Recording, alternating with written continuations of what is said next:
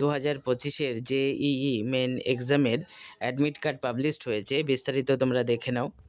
কিভাবে admit card download করবে step by step আমি পরপর দেখাবো। তোমরা এই নোটিশটি দেখে নাও এবং আমি স্টেপ বাই স্টেপ কিভাবে অ্যাডমিট কার্ড ডাউনলোড করবে NTA এর ওয়েবসাইটে গিয়ে বিস্তারিত দেখাবো। তোমরা ভিডিওটি দেখো এবং সকলের মধ্যে শেয়ার করে দাও।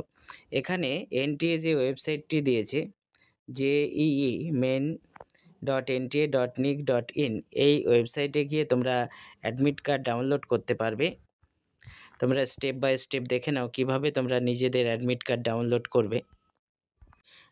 .in অ্যাডমিট কার্ড ডাউনলোড বলে এটি টাইপ করবে এবং টাইপ করে ওকে করলে তোমাদের এরকম একটা পেজ আসবে, যেখানে তোমরা দেখতে পাবে, এখানে দেখো JEE মেন 2025 বলে যে অপশনটি আছে, এই ওয়েবসাইটে তোমরা ক্লিক করবে। এটি ক্লিক করলে তোমাদের এরকম একটা পেজ আসবে।